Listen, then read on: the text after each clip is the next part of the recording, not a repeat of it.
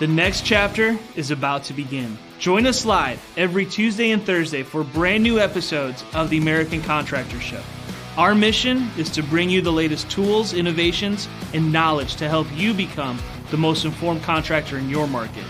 Knowledge is the ultimate power, and we are connecting you with the most knowledgeable minds in our industry. Make sure to subscribe so you never miss an episode. American Contractors, I hope you're ready. This one's for you.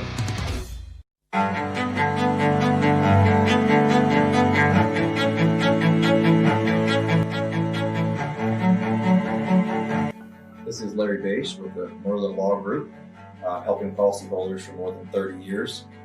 If you have a claim or your client has a claim that needs help, please feel free to call the Merlin Law Group because we are the true policyholder advocate.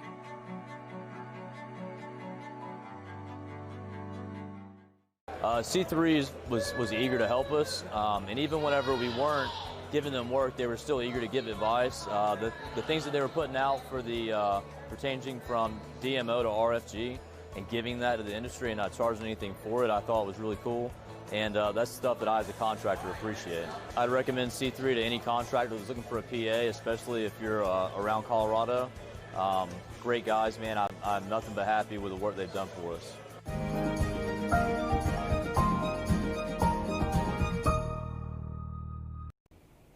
Good afternoon, everybody. Happy Thursday. We are over halfway through our week in a kind of crazy world of weather right now. Hurricanes, hail, lots been going on this week, so we're going to talk about it. If you have not already, though, please take a chance to check out our awesome sponsors, Art of the Supplement, C3 Group, and Merlin Law Group.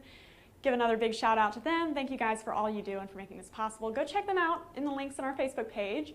And with that, we are going to go ahead and jump right into our weather headlines.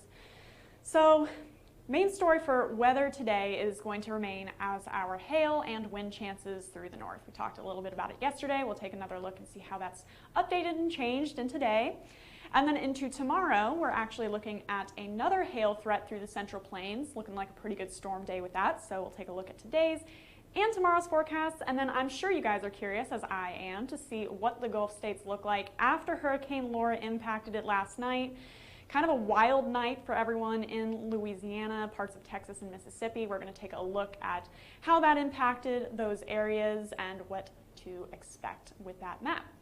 So, jumping into our forecast for today, we're looking at a broad chance once again of quarter to $half sized hail. We've kind of had a front that's just been sitting in the northern states right now, so every afternoon and evening that's kind of bringing up some storms with it. And along this front, we are expecting quarter to $half sized hail along any part of this area, as well as ping pong to golf ball sized hail through the central parts of the northern states. And then the best chance for hail in the tennis ball size range is going to be through Rapid City. Once again, you guys are stealing the show again. We've got quarter to $half sized hail through much of this area, and then hail in the golf ball to tennis ball size range through the western parts of South Dakota. So we'll take a look at that, but let's take a look at our wind threat first. So it's going to be through, again, much of this area. We've got a moderate chance of seeing some gusty winds, severe winds through that area, and then we also have our swath here associated with Laura as she continues moving northward and kind of connecting with this band of storms and pushing off to the east. So let's take a look here at our future radar, break down these storms a little bit more. So we're going to have these storms forming off of the mountains in Wyoming and Montana pushing their way towards the Central Plains. And as they do, as they stay isolated, you guys know when they stay isolated, that's when we get our best chance for larger hail, and then they're going to band up like this later on in the afternoon, forming our wind threat through western South Dakota. So there's our chance for hail there in the late afternoon and early evening hours, then pushing to a wind threat into the overnight hours. And then through the Midwest states, kind of a similar timing. We're going to have these storms popping up in the mid to late afternoon, lingering throughout the day, and then we get that chance of storms through Wisconsin, as well as Michigan and the Midwestern states this evening.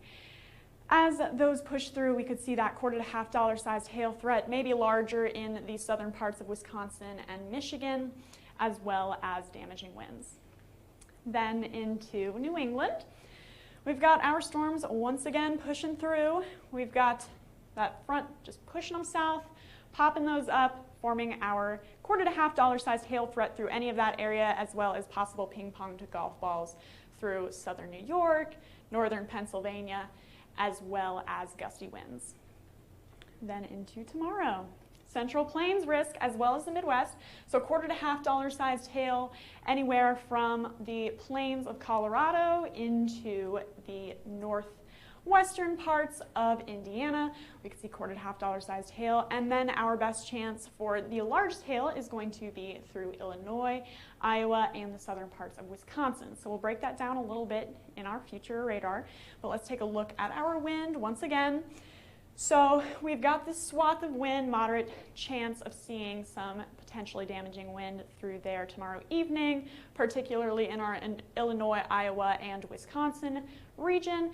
And then we've also got Laura that's going to continue making its way north and then pushing east. So again, that's where we get this swath of wind threats. For my folks out in Kentucky, you've got a wind threat into tomorrow due to Hurricane Laura, so that's kind of exciting out there.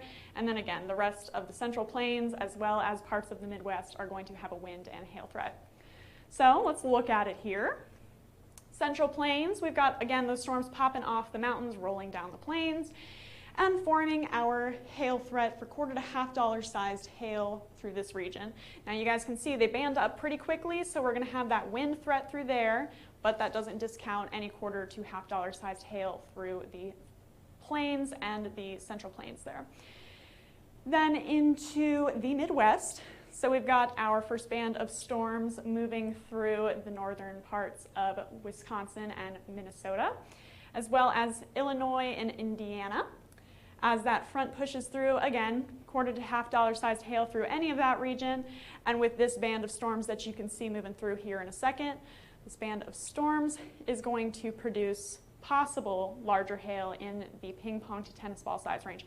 Probably pretty isolated, but again, that is the band that we are watching there for the larger hail as well as gusty winds.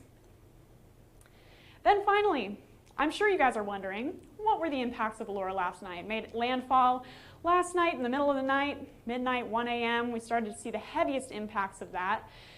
So for Laura's wind speeds, it actually made landfall with winds of 150 miles an hour. And it really didn't slow down much once it hit Lake Charles, Louisiana. 133 mile per hour gusts recorded in Lake Charles, Louisiana. So triple digits all throughout the coast to Lake Charles. We saw incredibly strong winds, quite a bit of damage from that, which we will see in a second.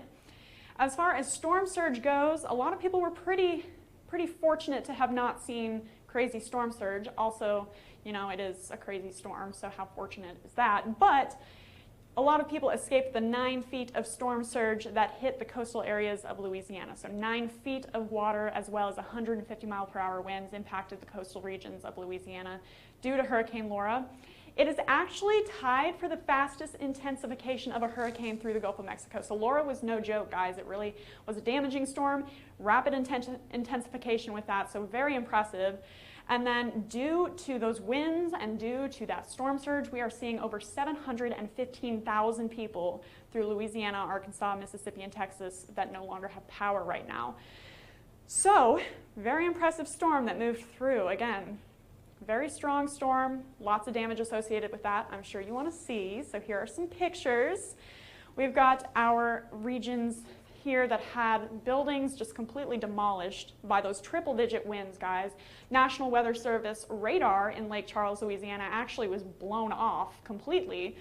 So wild amounts of damage with this. Again, you can see buildings just completely leveled, torn apart due to those triple-digit winds that hit Lake Charles, Louisiana, as well as the surrounding areas. So Laura was a very powerful, very impactful storm that we saw last night into this morning. It is actually ongoing, and we will give you guys a look at that and recap that all for you once it is finally over. However, again, it was a very impactful storm, lots of damage.